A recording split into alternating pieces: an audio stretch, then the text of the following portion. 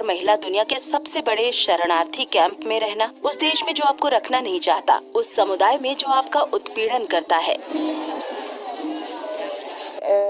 मुझे लगता है मैं किसी जेल में हूँ। यहाँ हमें किसी तरह की आजादी नहीं है और यही बात परेशान करती है।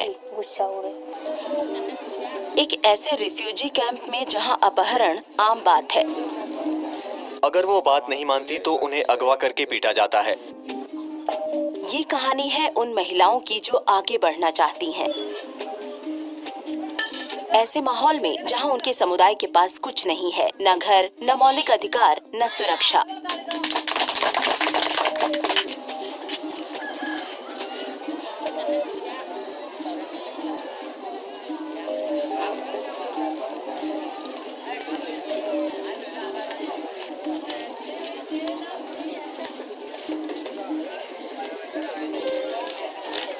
कॉक्स बाजार में लगभग 10 लाख रोहिंग्या शरणार्थी बसते हैं। पड़ोसी देश म्यांमार से निकाले गए वो अल्पसंख्यक मुस्लिम जो लंबे समय से आजादी के लिए संघर्ष कर रहे हैं। 2017 में रोहिंग्या जान बचाकर भागे थे, जब बौद्ध बहुल म्यांमार की सेना ने बमबारी कर उनके गांव जला दिए, वहां रहने वालों का बलात्कार और हत्याएं की।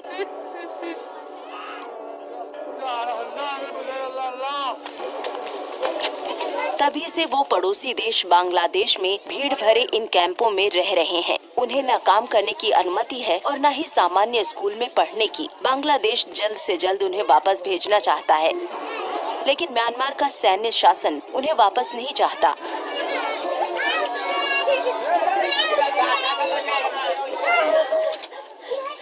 पाँच साल पहले जब से वो इस कैंप में आई, 30 साल की रोमीदा बेगम एक कमरे में अपनी माँ और भाई के साथ रह रही हैं।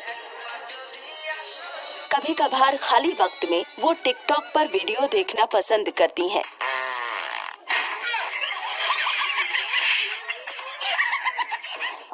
म्यांमार में हमारे घर के पास एक खाली जगह थी। हम महिलाएं अक्सर वहां बैठकर गप्पे लगाती थीं। मैं वहां खुश थी। यहाँ कैंप में ऐसा कुछ नहीं हो पाता। यहाँ हमें हमेशा अपनी झोपड़ियों के अंदर बैठे रहना पड़ता है। इसीलिए हम महिलाओं के लिए कैंपों में रहना मुश्किल है और हम में से ज्यादातर दुखी और परेशान रहती हैं।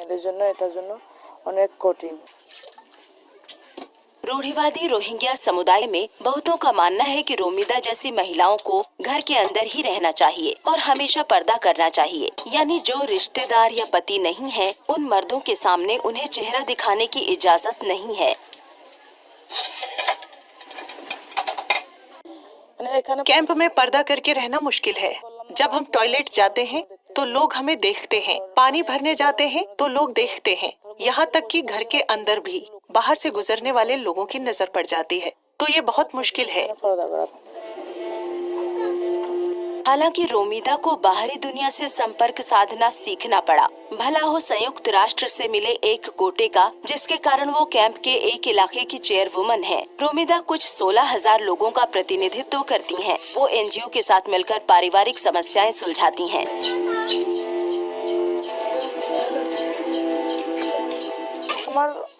मैं ये सुनिश्चित करना चाहती थी कि कैंप के लोग सुरक्षित और खुश रहें। मेरी कोशिश रहती है उन्हें किसी भी तरह जरूरत की चीजें मुहैया करवा सकूं।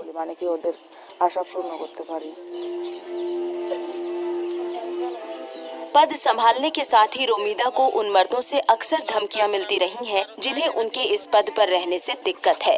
लेकिन रोमिदा अपने मकसद पर अडिग हैं। वो उन लड़कियों और महिलाओं की आवाज बनना चाहती हैं, जिनके लिए टॉयलेट जाने जैसी मूलभूत जरूरत भी एक बड़ी चुनौती है।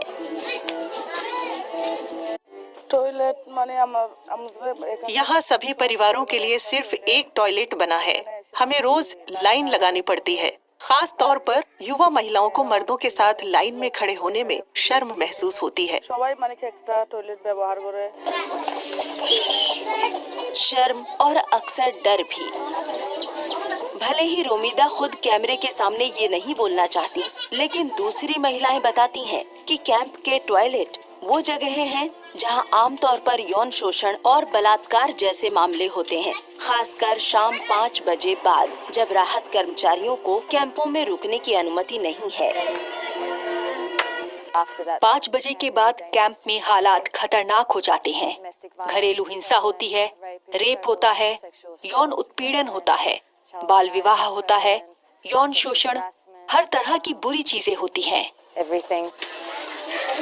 ऑस्ट्रेलिया की डायना पेरेज कैंप की लड़कियों के लिए चलाए जाने वाले लर्निंग सेंटर की सह संस्थापक हैं। इस कक्षा में पुरुषों और लड़कों को आने की इजाजत नहीं है। डायना और उनकी साथी इसी तरीके से उन परिवारों तक अपनी पहुंच बना रही हैं, जो सुरक्षा और रूढ़िवादी परंपराओं के चलते किशोर लड़कियों को स्कूल भेजने से कतराते हैं। यहाँ हम देखते हैं कि अचानक 10वीं, 11वीं, 12वीं क्लास की लड़कियाँ स्कूल आना छोड़ देती हैं। वो एकदम से कक्षाओं में आना बंद कर देती हैं और सबको पता है कि क्यों? क्योंकि उनके पीरियड शुरू हो जाते हैं तो उन्हें घर से बाहर नहीं निकलने दिया जाता। तो हम ऐसी लड़कियों को वापस लाने की कोशिश में जुटे हैं। वो यहाँ 3 घंटे की क्लास में मैथ्स, बर्मी भाषा, अंग्रेजी और जीवन कौशल सीखती हैं।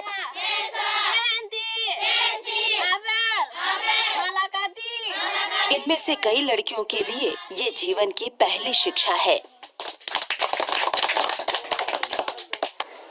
मैं यहाँ पढ़कर खुश हूँ।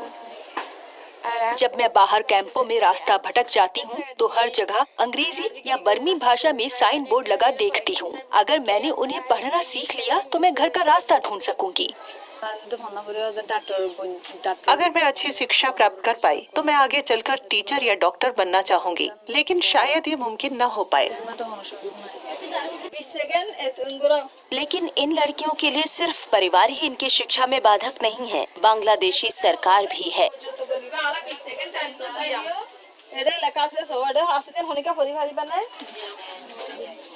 रोहिंग्याई बच्चे सिर्फ मूलभूत शिक्षा ही प्राप्त कर सकते हैं। कैंप में चल रही कक्षाओं को म्यांमार के पाठ्यक्रम के अनुसार चलाना पड़ता है, जैसे कि इसमें बांग्ला पढ़ाना सख्त मना है। कक्षाओं की जांच होती है, ये सुनिश्चित करने के लिए कि पाठ्यक्रम का पालन हो रहा है या नहीं, और अगर उस अनुसार पढ़ाई नहीं हो रही तो उसका खामियाजा भुगतना होगा। जैसे अगर किसी किताब में बांग्ला लिखी हुई दिख गई तो बड़ी दिक्कत हो सकती है। हाँ बिल्कुल, यहाँ प्रशासन इस मामले में बहुत ज्यादा सख्त है। हम कैंप से निकलकर एक प्रमुख बांग्लादेशी अफसर से मिलने गए, जिस पर रोहिंग्या शरणार्थियों की देखरेख का जिम्मा है। मिजानुर रहमान रोहिंग्याई बच्चों को बांग्ला शिक्षा से वंचित रखने की बात का समर्थन करते हैं। हम उन्हें शिक्षा देने के लिए बाध्य नहीं हैं। हम अपने देश के करदाताओं का पैसा दूसरे देश के लोगों को शिक्षित करने में खर्च क्यों करें? ये हमारा काम नहीं है। It's not our mandate. यानी ये स्टेट पॉलिसी है कि उनके एकीकरण के लिए काम ना किया जाए? एकदम नहीं। Not. Data science and analytics are not the trends of the future. They're happening right now. So having the skills to work with data is not only valuable, it is उनका कहना है कि वो रोहिंग्याओं पर म्यांमार लौटने का दबाव नहीं डालेंगे, लेकिन रोहिंग्या समुदाय पर ये दबाव धीरे धीरे बढ़ रहा है। अब शरणार्थियों की कैंप के उन इलाकों में आवाजाही पर रोक लग गई है जिन्हें हाल ही में कटीले तारों से अलग किया गया था। ऊपर से फंडिंग में आई कमी के चलते अंतर्राष्ट्रीय राहत संस्थानों को अपने राशन में कटौती करनी पड़ी। शाहिदा विन उस मदद का इंतजार करते करते थक गईं, जो शायद अब कभी न आए। कैंप की दूसरी कई महिलाओं से अलग उन्होंने म्यांमार में शिक्षा प्राप्त की थी, इसलिए ज्ञान बांटने के उद्देश्य से उन्होंने अपनी झोपड़ी में एक छोटा स्कूल शुरू किया। जैसी दूसरी लड़की को शिक्षित कर पाएगी, इसलिए मैंने टीचर बनने का फैसला किया, लेकिन मैं अपने सपने पूरे नहीं कर सकी।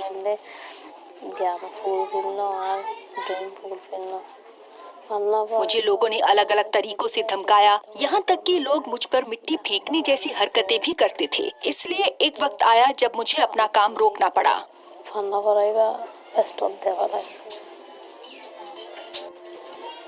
लेकिन वो महिला अधिकारों के लिए अपनी लड़ाई रोकना नहीं चाहती थी, तो उन्होंने बतौर महिला कैंप में अपनी जिंदगी के बारे में लिखना शुरू किया। कहती हैं, मैं अब कलम के जरिए लड़ाई लड़ रही हूँ। हमें पुरुषों के समान अधिकार चाहिए, यानी शिक्षा, आजादी और वो सब कुछ जो पुरुषों को हासिल है।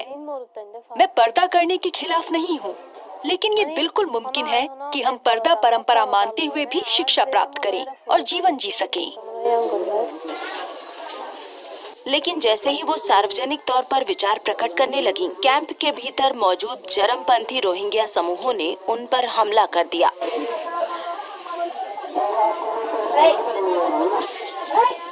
तभी से उन्हें बुरे सपने आते हैं और वो कैंप में कहीं भी सुरक्षित महसूस नहीं कर पाती।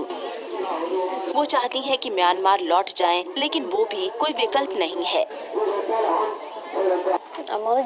अगर मैं वापस गई तो वो लोग मुझे जेल में डाल देंगे।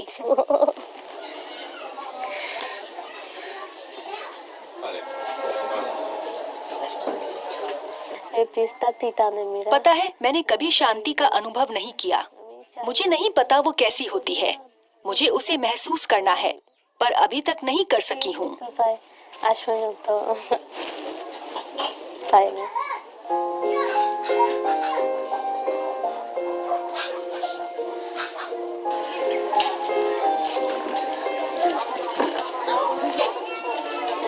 चेयरवुमन रोमिदा बेगम भी हर वक्त उन पर मंडरा रहे इस तरह के खतरे से वाकिफ हैं। आज वो अपनी आस पड़ोस की महिलाओं से मुलाकात कर रही हैं। वो नियमित तौर पर ऐसी बैठकें करवाती हैं, किसी तरह की जानकारी देने और सवालों के जवाब देने के लिए।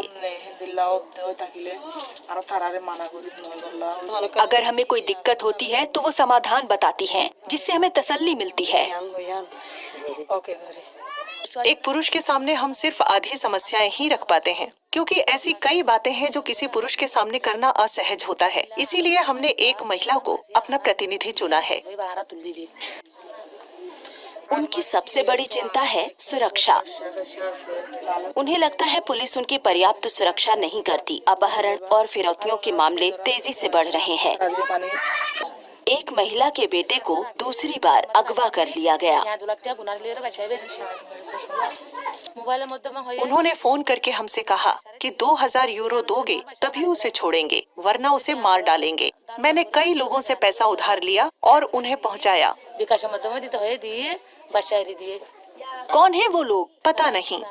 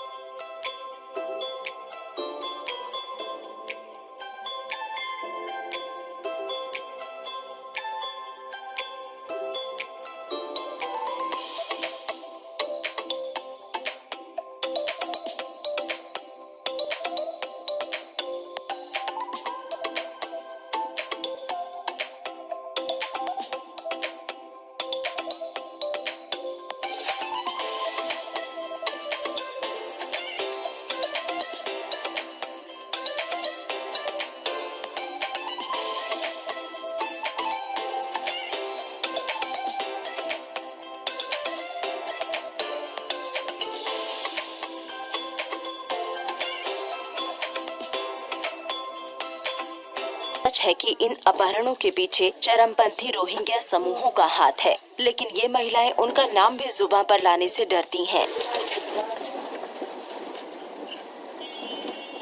हम फिर से कैंप के बाहर हैं। हमारे एक संपर्क ने कैंप में ऑपरेट करने वाले सबसे खतरनाक चरमपंथी समूह के एक सदस्य के साथ छोटी सी मुलाकात तय की है। ये आदमी अराकान रोहिंग्या सैल्वेशन आर्मी का सदस्य है। म्यांमार में ये समूह अपने हक की लड़ाई लड़ रहा था, लेकिन अब वो लोग अपने ही लोगों को धमकाते हैं। एक तरह से मॉरल पुलिस का काम करते हैं। हम महिलाओं को घर में रहने को कहते हैं और अगर बाहर जाएं भी तो पूरी तरह से पर्दा करके। इसका उल्लंघन करने पर चेतावनी देते हैं। अगर फिर भी नहीं मानती तो उन्हें पकड़कर पीटा जाता है, कभी कभी उनके पतियों को भी। हम उन्हें जान से मारना नहीं चाहते, बस सबक सिखाना चाहते हैं। हम उन पर लगाम लगाते हैं और पीटते हैं। क्या होता है अगर महिला काम पर जाना या घर में बच्चों को पढ़ाना जारी रखे तो? वो ऐसा नहीं करती। आमतौर पर डर के मारे कहा मान लेती हैं।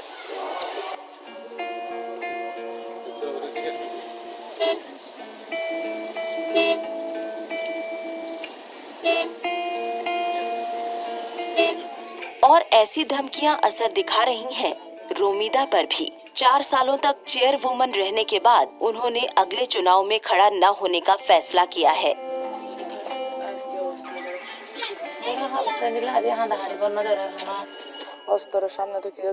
कोई बंदूक की नोक के सामने खड़ा होना नहीं चाहेगा। अगर किसी के साथ बुरा हो गया और उन लोगों तक शिकायत चली गई तो वो मुझे उठा लेंगे और फिर मैं क्या करूंगी? मुझे ये पद छोड़ने का दुख है, पर कम से कम मैं जिंदा तो रहूंगी।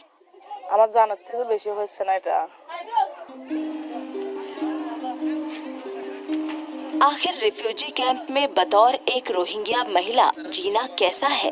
खराब सुरक्षा हालात के कारण उनकी जगह और भी सिमट गई है। इन दिनों महिलाएं धीरे धीरे कम दिखने लगी हैं। अब उन्हें बढ़ते पैमाने पर अपनी झोपड़ियों में रहने पर विवश किया जाता है। वो न दिखती हैं, न सुनाई पड़ती हैं।